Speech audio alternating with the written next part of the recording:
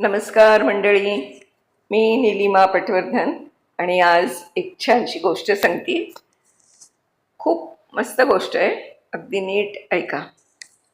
सीतापूर जेलमध्ये बंद असलेला एक कैदी रोज रामायण वाचायचा.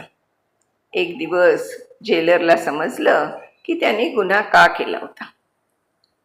सीतापूर जेलचे बैरक क्रमांक 7, जिल्हापूर जिल्हा कारागृह, उंच भिंती, लोखंडी गज आणि सर्वत्र शांतता. बॅरॅक नंबर 7 मध्ये 42 कैदी होते आणि त्यांच्यातलाच एक होता कैदी नंबर 2911, राघव शुक्ल. वय 38 वर्ष, बारीक शरीर, वाढलेली दाढी आणि कायम खाली झुकलेला नजर. राघवची एक वेगळीच ओळख होती, रामायण. तो रोज पहाटे 4 वाजता उठायचा, आंघोळ करून जेलमधल्या छोट्या मंदिराच्या कोपऱ्यात बसायचा आणि जुनी फाटकी ते रामायणाचं पुस्तक उघडायचं आणि शांत आवाजात पाठ करायचा. मंगल भवना मंगलहारी, द्रवहु सुदरस रथ अजिर बिहारी. इतर कैदी त्याची खिल्ली उडवायचे. पंडित, रामायण वाचून शिक्षा कमी होणार नाही, तुला अजून 20 वर्ष इथेच कुजायचंय. राघव मात्र काहीच बोलायचं नाही. पाठ संपल्यावर रामायण कपाळाला लावून पुन्हा बैरकमध्ये निघून जात असे. तो जेलर होते अविनाश सिंह, 50 वर्षांचे, कडक स्वभावाचे अधिकारी. 25 वर्षांच्या नोकरीत त्यांनी अनेक प्रकारचे गुन्हेगारही पाहिले होते. पण राघव वेगळाच होता. ना भांडण, ना शिवीगाळ, ना पळून जाण्याचा प्रयत्न, फक्त रामायण. गुन्हा काय होता? राघवच्या फाईलमध्ये लिहिलं होतं, कलम 302, खून. 2019 मध्ये लखनौच्या गोमती नगरमध्ये बिल्डर विजय अग्रवाल यांची पत्नी आणि 2 वर्षांच्या मुलीसमोर गोळी मारून हत्या. न्यायालयानं जन्मठेपेची शिक्षा सुनावली. जेलर अविनाश यांना आश्चर्य वाटायचं. जो माणूस रोज रामायण वाचतो तो एखाद्या कुटुंबासमोर खून कसा काय करू शकतो? त्यांनी जुन्या शिपाई शिवरामला विचारलं. हा कोर्टातही गप्प होता साहेब, वकीलही घेतला नाही, स्वतःच म्हणाला, हो मी मारलं. बस. का मारलं हे नाही सांगितलं? नाही साहेब, न्यायाधीशांनीही विचारलं होतं, पण तो म्हणाला, कारण विचारू नका साहेब, शिक्षा द्या. अविनाश अधिकच गोंधळले. जेलमध्ये रामराज्य कसं असेल? तर राघवला जेलमध्ये 3 वर्ष झाली होती. हळूहळू त्यानं बॅरकचं वातावरण बदललं. जे कैदी सतत शिव्या द्यायचे ते आता शांत बोलू लागले. रामायण संपल्यावर राघव सगळ्यांना एखाद्या चौपाईचा अर्थ समजावून सांगायचा. कर्म प्रधान विश्वर चिराखा, जो जस करही सो तस फल चाखा. म्हणजे काय माहितीये? तुम्ही जे कराल तेच परत मिळेल. प्रेम द्याल तर प्रेम मिळेल, द्वेष द्याल तर द्वेष मिळेल. छोटू नावाचा एक 19 वर्षाचा मुलगा चोरीच्या आरोपात जेलमध्ये होता. राघवने त्याला अक्षर ओळख शिकवली. आता छोटू स्वतः रामायण वाचू लागला होता. जेलमध्ये भांडण झालं की वॉर्डन म्हणायचे, पंडितला बोलवा. राघव फक्त 2 ओळी बोलायचा आणि मारामारी थांबायची. जेलर अविनाश हे सगळं पाहायचे आणि विचार करायचे, हा माणूस बाहेर असता तर किती घरं वाचवली असती याने, पण यानेच एक घर उद्ध्वस्त केलं का बरं? मार्च 2025, होळीचा दिवस. जेलमध्ये कैद्यांना घरून पत्र आली होती. राघवला कधीच पत्र आलं नव्हतं, पण त्या दिवशी एक लिफाफा आला. पाठवणारी अनन्या अग्रवाल, इयत्ता 6वी, सेंट मेरी स्कूल, लखनौ. जेलर दचकले. अग्रवाल म्हणजे त्याच विजय अग्रवालची मुलगी की काय? नियमाप्रमाणे जेलर आधी पत्र वाचतात. अविनाश यांनी लिफाफा उघडला. अंकल, तुम्ही मला ओळखत नाही, मी अनन्या आहे, विजय अग्रवालची मुलगी. आई म्हणते तुम्ही माझ्या पप्पांना मारलं. पोलीस अंकलही तेच म्हणाले. पण मला तुमचा तिरस्कार वाटत नाही, कारण आई रात्री रडते.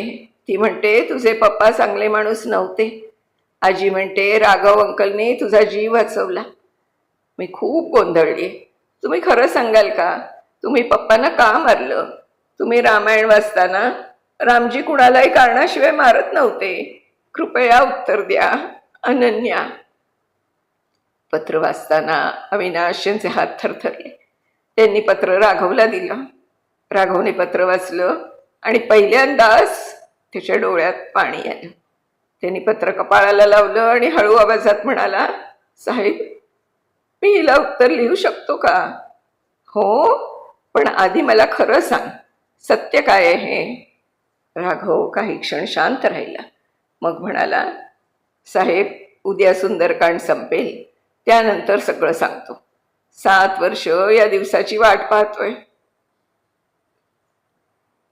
दुसऱ्या दिवशी सकाळी जेलच्या मंदिरात सुंदरकांडचं पठण झालं. जेलर अविनाशही तिथे बसले होते. पाठ संपल्यावर राघव जेलरच्या खोलीत आला. साहेब, बसू का? हो राघव, आता सांग. राघवने खोल श्वास घेतला. साहेब, मी लखनौमध्ये विजय अग्रवाल यांच्याकडे ड्रायव्हर होतो. 8 वर्ष त्यांच्याकडे काम केलं. तो मोठा बिल्डर होता, पण माणूस नव्हता. म्हणजे त्याची बायको कविता मॅडम खूप चांगल्या होत्या. मुलगी अनन्या तेव्हा फक्त 2 वर्षांची होती. पण विजय दारू पिऊन दोघींनाही मारहाण करायचा. अनेकदा मी मध्ये पडलो.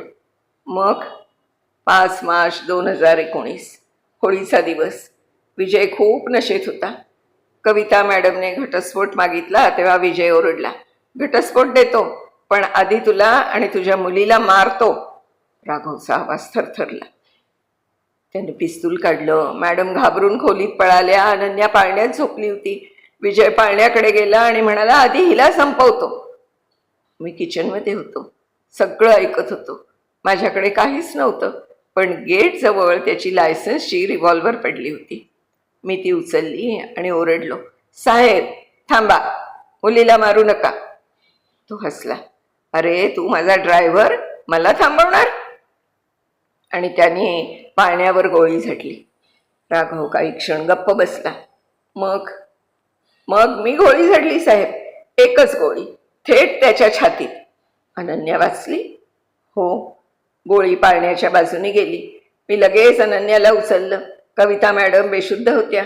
मी स्वतः पोलिसांना फोन केला आणि म्हटलं, मी मारलं याला, या. राघव, कोर्टात हे सगळं का नाही सांगितलंस? ही तर स्वसंरक्षणाची केस होती. राघव हसला, फिकट हसू. साहेब, कविता मॅडम खूप घाबरल्या होत्या.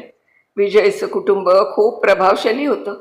त्यांनी धमकी दिली होती, जर गवाही दिलीस तर मुलीला मारू. मी मॅडमना सांगितलं, तुम्ही गप्प राहा, अनन्याला मोठं करा, बाकी मी सांभाळतो. पण तू 20 वर्ष जेलमध्ये गेलास ना? साहेब, बाहेर राहूनही मी कुठे मोकळा होतो. रोज वाटायचं, काश मी 2 सेकंद आधी पोचलो असतो तर गोळीच घातली नसती, चाललीच नसती ती. अविनाश हादरले. फाईलमध्ये खून लिहिलं होतं, पण खरं तर ते रक्षण होतं. त्यांनी SP ला फोन केला. सर, केस पुन्हा उघडता येईल का? अरे 7 वर्ष झाली अविनाश, पण बघतो. दरम्यान राघवने अनन्याला उत्तर लिहिलं. बेटी अनन्या, मी तुझ्या पप्पांना मारलं हे खरं आहे, पण का मारलं हेही खरं आहे. त्या दिवशी होळी होती. रंगाऐवजी रक्त वाहिलं असतं जर मी थांबवलं नसतं. तू पाळण्यात होतीस. तुझे पप्पा तुला मारणार होते. मी रामजींना विचारलं, काय करू? उत्तर आलं, मुलीला वाचव. मग मी तेच केलं. मला शिक्षाही मिळाली, पण तुला आयुष्य मिळालं बेटा. मला कसलीच खंत नाही. तुझा राघव अंकल. 15 दिवसांनी जेलच्या गेटवर एक स्त्री आणि एक छोटी मुलगी उभी होती. कविता अग्रवाल आणि अनन्या अग्रवाल. मुलाखतीच्या खोलीत राघव आला. कविता रडू लागली. राघव भैया, मला माफ करा, माझ्या भीतीमुळे तुमचं आयुष्य उद्ध्वस्त झालं. राघव शांतपणे म्हणाला, तुम्ही आई आहात मॅडम. आईपेक्षा मोठा धर्म नसतो. अनन्या धावत आली आणि त्याच्या गळ्यात पडली. अंकल, थँक्यू, तुम्ही मला वाचवलं. राघवनं तिच्या डोक्यावर हात ठेवला. बेटा, आनंदात राहा, तीच माझी शिक्षा कमी करेल.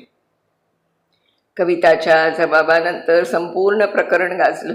हायकोर्टानं केस पुन्हा सुरू केली. जुने नोकर, शेजारी आणि बॅलिस्टिक रिपोर्टमधून सिद्ध झालं की पहिली गोळी विजयनेच झाडली होती. 6 महिने खटला चालला.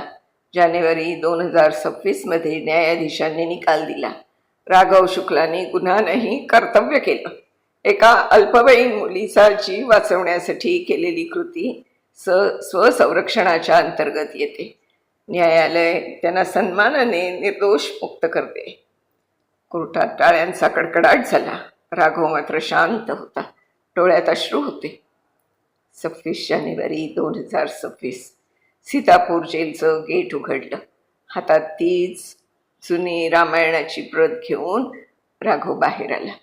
समोर अनन्या, कविता, जेलर अविनाश आणि बाराक नंबर 7 मधले सगळे कैदी उभे होते. छोटू धावत आला. पंडितजी, आता आम्हाला रामायण कोण शिकवणार? राघव हसला.